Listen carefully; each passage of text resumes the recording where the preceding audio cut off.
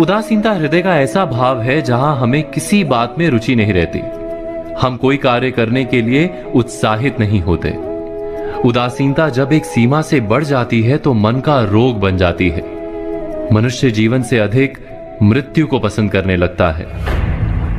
हम सब जीवन में कभी ना कभी उदासीनता का अनुभव अवश्य करते हैं। मन निराशा से भर जाता है और हम कार्य का त्याग कर बैठते हैं। अधिकतर हमारी उदासीनता कुछ समय के लिए ही होती है, इसलिए उससे होने वाली हानि को हम पहचान नहीं पाते।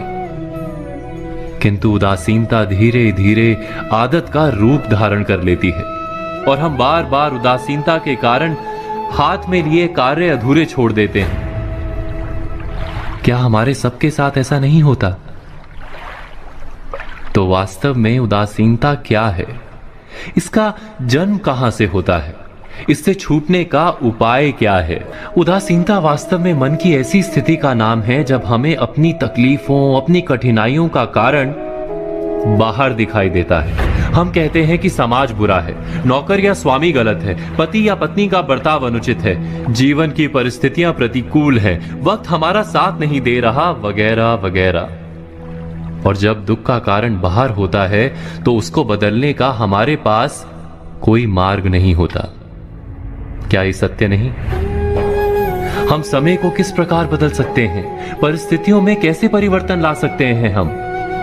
अर्थात हम स्वयं को निस्सहाय मानने लगते हैं और वहीं से उदासीनता का जन्म होता है। क्या ये सत्य नहीं? प्रश्न ये है कि क्या हमारी सारी विपदाओं का कारण बाहर है या स्वयं हमारे भीतर है? हमारे बुरे हालात क्या दूसरों के कारण है? क्या हमारा परिवार हमारा शत्रु है?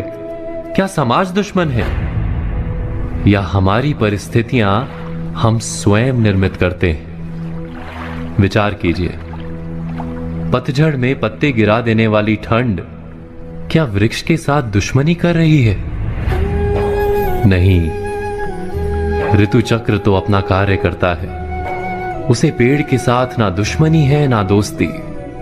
ऋतु चक्र के अनुकूल हो जाना वृक्ष का कर्तव्य है। ठीक वैसे ही समाज कभी किसी व्यक्ति का ना मित्र होता है ना शत्रु।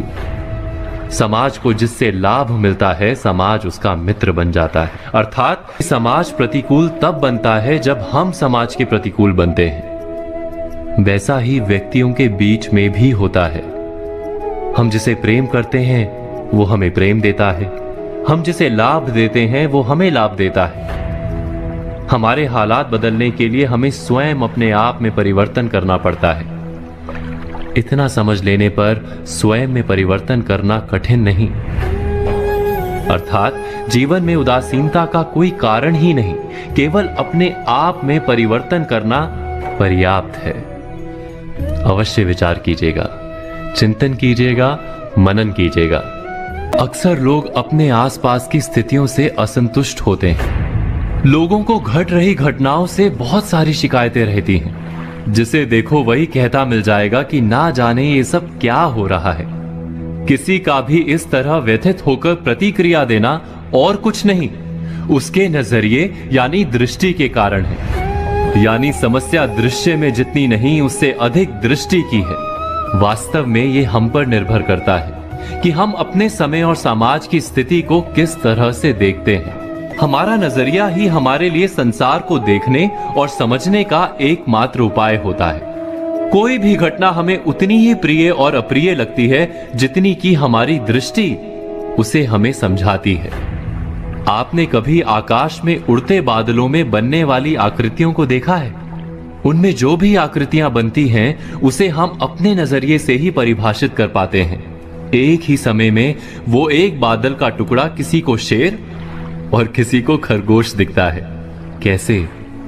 ये केवल नजरिए के कारण है। दृष्टि के इस मर्म को हम एक कहानी के द्वारा समझने की कोशिश करते हैं। किसी आश्रम में गुरुजी अपने दो प्रिय शिष्यों के साथ रहते थे। एक दिन गुरुजी ने अपने दोनों शिष्यों से पूछा कि ये संसार कैसा है, अपने दृष्टिकोण से बताओ। पहला शिष्य बोला, ये दुनिया बहुत बुरी है। जितनी देर की रात होती है उतनी ही देर का दिन। कैसा संसार है, उजले दिन के पीछे काली अंधेरी रात आती ही रहती है। अंधेरी रात को नष्ट करके केवल दिन दिन ही रहना चाहिए, बस केवल उजाला रहे। पहले शिष्य के बाद दूसरे शिष्य ने संसार को लेकर अपना नजरिया गुरुजी के सामने रखा। हर काली रात के बाद एक महाप्रकाशित दिन आरंभ होता है गुरुजी। सूर्य देव संसार को हर दिन नई ज्योति से भर देते हैं। लोग अपने अपने काम पर निकलते हैं। किसान हो, यात्री हो या पक्षी, सब अपने कर्म करते हैं। फिर थक कर आराम करने का समय हो जाता है।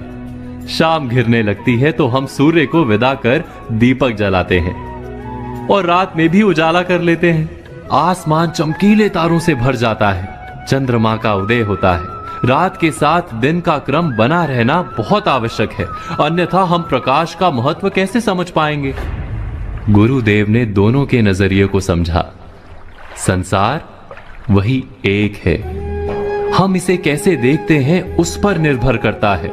जो अंधकार को अधिक देखेगा उसे अंधकार अधिक दिखेगा।